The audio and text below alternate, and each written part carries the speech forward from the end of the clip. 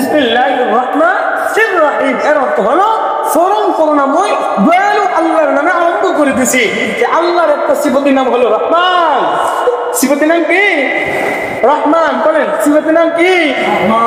রহমান অর্থ হলো দয়া।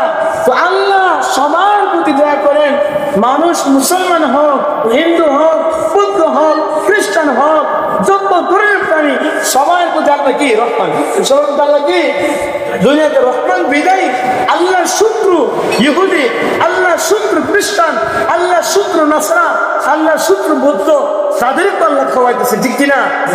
দুনিয়াতে আল্লাহ রহমান। এখন কথা হলো আল্লাহ প্রতিনিধি আমরা, আমাদেরও এরকম রহমানের পরিচয় দিতে হবে, দিতে হবে।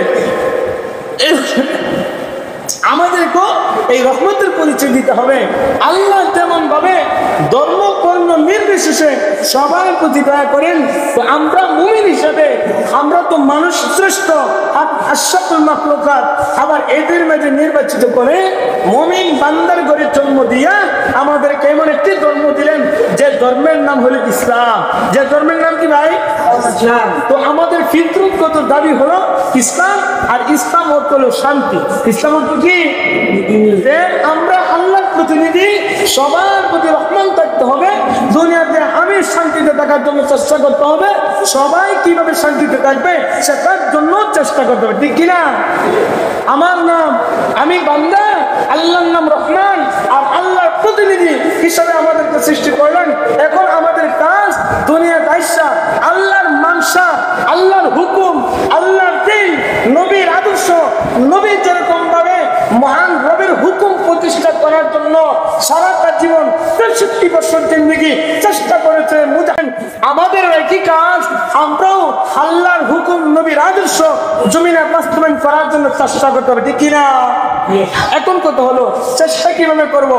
অপরের মায়েরা দইলা না ভাই, অপরদেরকে বুঝাইয়া যে আমাদের ধর্মের নাম হল ইসলাম, ইসলামের চায়ের মানে যারা আসছেন, ইসলাম অর্থ শান্তি, দুনিয়া পাকলে সব যেহেতু আল্লাহর প্রতিনিধি আল্লাহ পাক রব্বুল আলামিন আমাদেরকে এমন একটি ধর্ম দিলেন যে ধর্মের নাম হল ইসলাম। আর ইসলামের আদর্শ নায়ক হিসেবে মহান রব এমন এক মহামানব পাঠাইলেন যার নাম মুহাম্মদুর রাসূলুল্লাহ সাল্লাল্লাহু আলাইহি ওয়াসাল্লাম। সকলেই সাল্লাল্লাহু আলাইহি ওয়াসাল্লাম বলেন। নবীর নাম শুনে সাল্লাল্লাহু আলাইহি ওয়াসাল্লাম বলতে হয়। এই নবীর সম্পর্কে মহান মালিক বলেন, আমাদের নবীকে মহামানব বলতে হবে।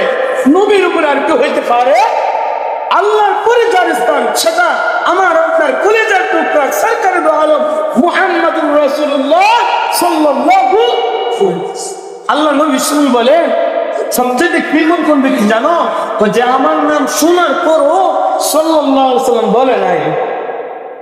এটা নবীর নাম শুনে প্রিয় ভাই কমসে কম একবার হলো সাল্লাল্লাহু বলতে হবে, তখন নবী আপনার মধ্যে রাজি খুশি থাকবে। আমরা কি চাই না নবী আমার খুশি থাকুক? জি ইনশাআল্লাহ। এখানে নবীর নাম শুনে এবার প্রকাশ্য বলেন আর মনে মনে বলেন কমসে কম একবার নবীর প্রতি দুরূদ পড়বে। কি পড়বেন ভাই? আর যদি বেশি বেশি দুরূদ পড়বেন আলহামদুলিল্লাহ, একবার দুরূদ পড়লে 10টা রহমত আপনার উপর নাযিল হবে। সুবহানাল্লাহ।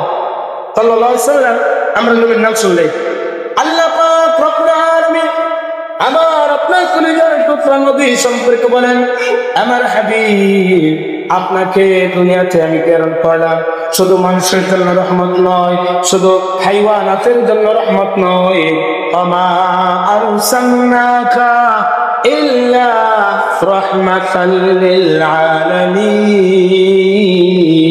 সুবহানাল্লাহ।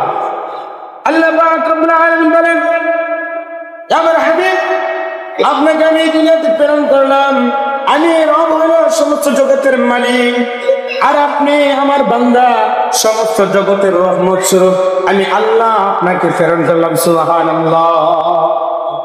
এই জন্য আল্লাহ নবীকে যখন বিধর্মী ইহুদিরা কষ্ট দিত, আবু জাহেল মক্কার লোকেরা নবীকে কষ্ট দিত, এই মক্কার কাফেররা নবীকে কত কষ্ট দিয়েছে, তাদের লোকেরা নবীকে কত কষ্ট দিয়েছে আপনারা সকলে জানেন ইতিহাস। নবীকে মারতে মারতে শরীরকে কত বিক্ষত করে দিয়েছে, ঠিক কিনা? যে নবীকে সৃষ্টি না করলে আসমান জমিন কোনো কিছু সৃষ্টি করতেন না, যে নবীকে না সৃষ্টি করলে আমার মতন মানুষ কিছু আমরা সৃষ্টি হইতাম।